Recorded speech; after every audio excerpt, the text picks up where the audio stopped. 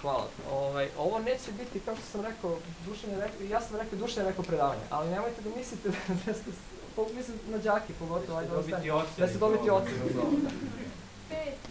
Da ste polugodište bliže.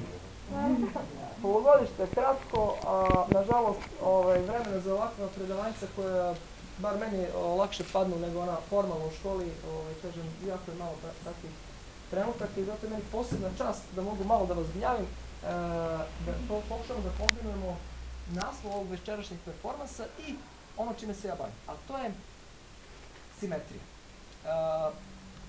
Neću sad da vas ispitujem, pretpostavljam da mnogi u svom životu od vas su razmišljali o simetrijama i kao polaznu tačku u knjizi, a i ovde u ovoj našoj današnjoj večerašnjoj manifestaciji maloj, izabrao sam ovu jako lepu panoramu Marsa koju smo dobili blagodarići nasilnim roverima koji se upravo sada, u ovom trenutku dok mi ovde pričamo, nalaze na Marsovoj površini i vredno snimaju sve podatke na crvenoj planeti. Zašto baš Mars?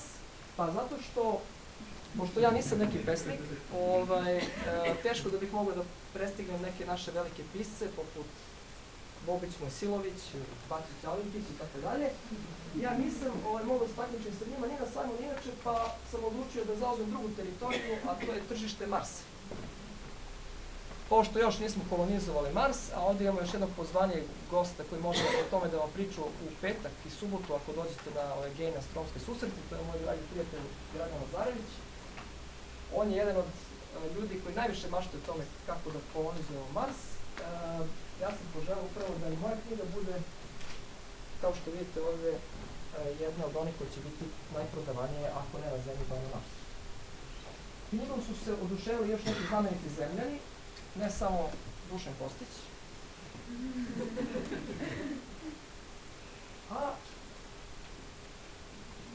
Kažem, ovi koji me dobro znaju, shvataju zašto baš ovaj slajd. Simetrija je jedna jako specifična pojava u prirodi. Ako želite da posmatrate simetriju, ne možete samo da iskoristite čula koja vam je priroda podarila i da na neki racionalan način posmatrate pojave koje su mnogo duboke.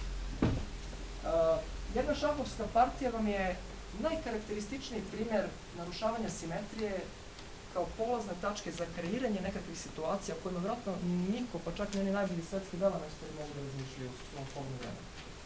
Zašto?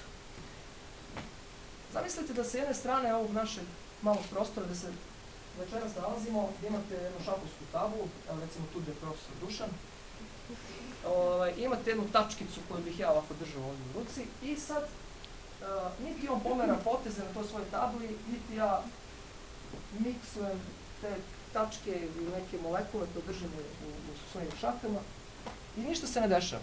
Znači vi ne biste videli apsolutno ništa. Vi biste bili kao neki zamrznuti likovi koji su došli na ovu moju malu promociju, sedite u svojim stolicama, ne trepćete, ne dišete, ništa. Onda Dušan, koji je udaljen evo ovdje, znači fizički recimo 2 metra, odigra, kao Beli, odigra potez neki, recimo E4.